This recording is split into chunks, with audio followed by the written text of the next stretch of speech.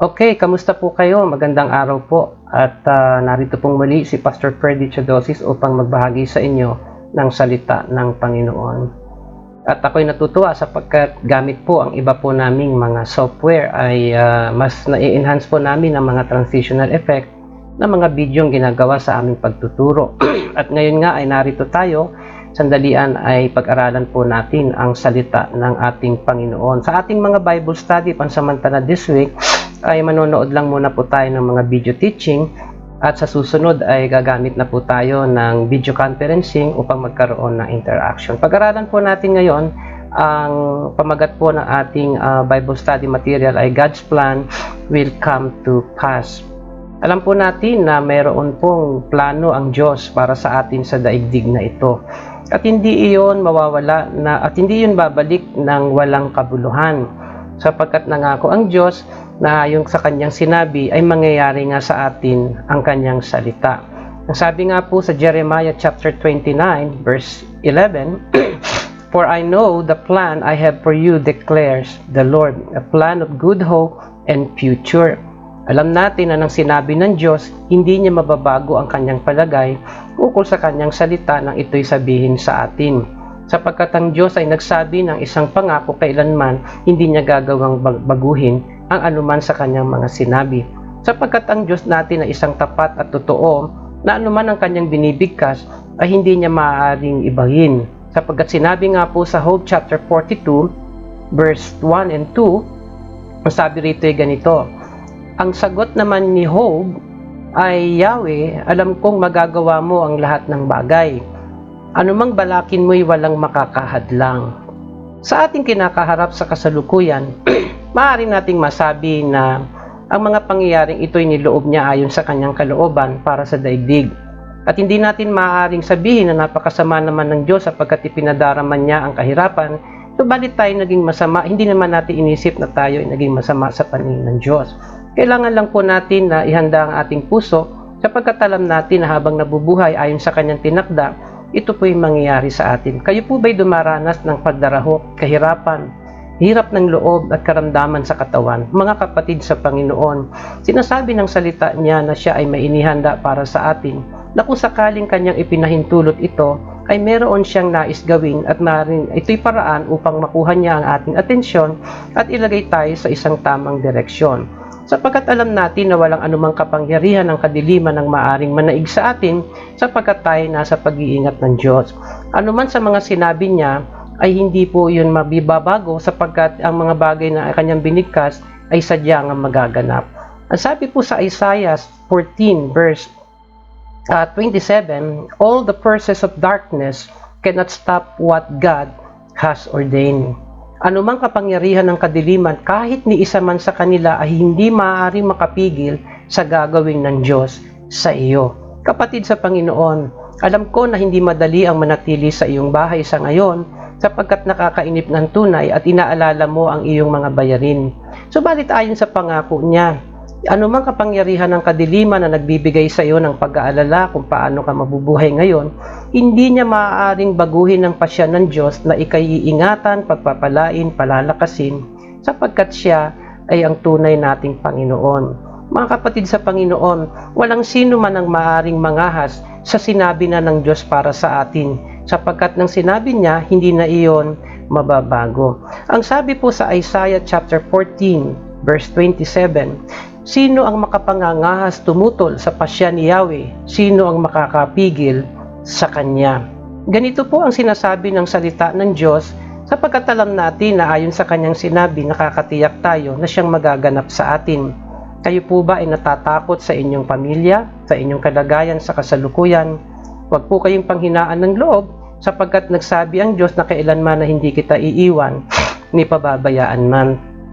Kaya nga po makikita natin sa isang storya dito sa Biblia, sa Aklat ng Gawa, ay dumating po ang panahon na kinakailangan po na magkaroon ng isa pang saksi na kukumpleto ng 12 alagad ng Panginoon. Ang sabi nga po dito sa Acts Gawa 1:21 and 26, babasahin po natin, kaya dapat tayong pumili ng isang makakasama namin bilang saksi sa muling pagkabuhay ni Jesus. Nagpalabunutan sila at si Matias ang nakuha. Sila ang nagdagdag sa 11 apostol. Isiningit ko po ito kasi nais ko pong gamitin na ang Diyos ay nagsabi na kailangan niyang bumuo ng 12 katao, ang mga apostol, na magdadala ng kanyang mabuting balita. Subalit nang si Judas ay namatay, ay inihanap po siya ng ipapalit upang makumpleto ang 12 na magdadala ng mabuting balita tungkol kay Kristo sa buong sangkalibutan. Alam po natin na mayroon pong plano ang Diyos at kailanman ay hindi po iyon mababago. Sapagkat alam natin na may mga pwersa ng kadiliman na pumipigil sa atin upang maranasan natin ang pangakong ito ng Diyos sa atin. Ito po yung God's plan will come to pass. Number 1, God is going to release the spirit of truth and righteousness in this nation.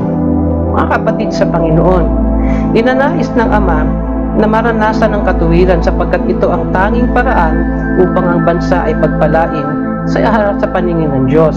At kinakailangan lang po natin na magtiwala na sa pamamagitan ng ating pagpapakumbaba ay tayo'y naririnig at nakikita ng ating Diyos. Alam niyo po ba, kahit nga ang tubig ilagay niyo sa mataas na dako, kapag ito naman ay ibinuhos mo, ito ay pumupunta din kung saan mababang lugar.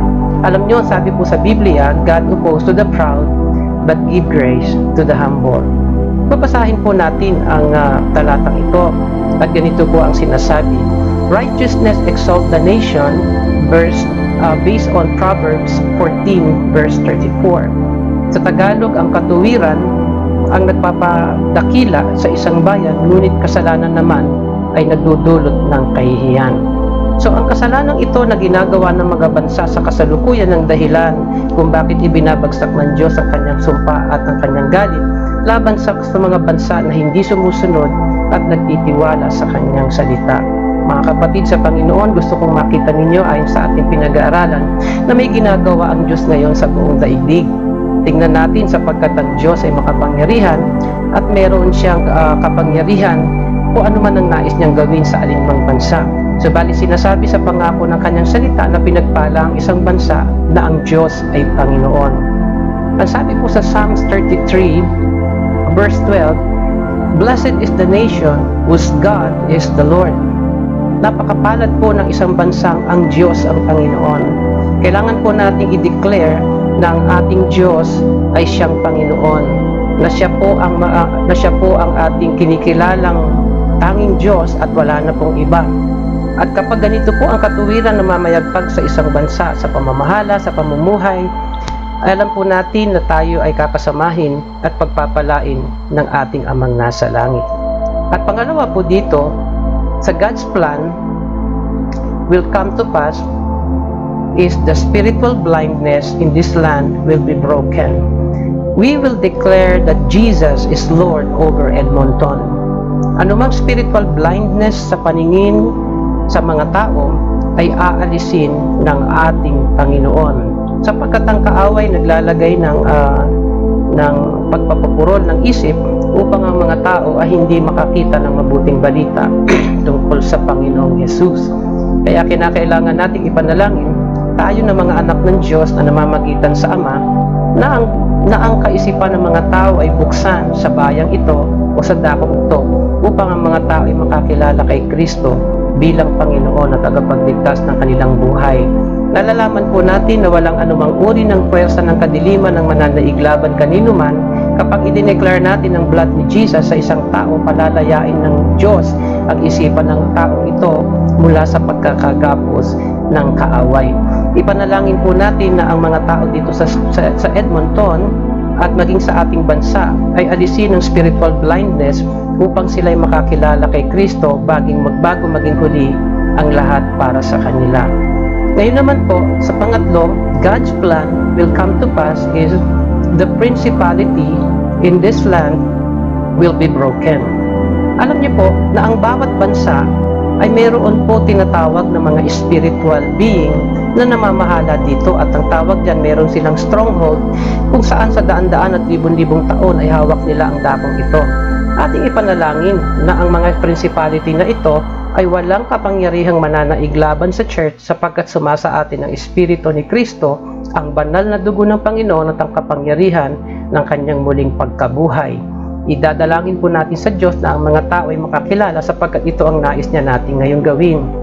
Ang sabi po sa 1 Timothy chapter 2 verse 2, pray this way for king and all who are in authority, so that we can live peaceful and quiet lives marked by godliness and dignity.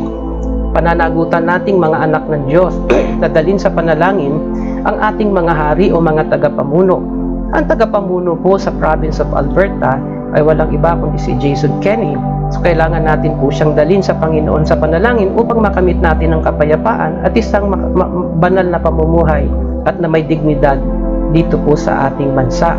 Alam po natin na ang mga ito ang paraan upang tayo ay makapamuhay ng ayon sa diwa ng kapayapaan, sapagkat ayon sa ating panalangin, tayo ay tutugunin ng ating Panginoon.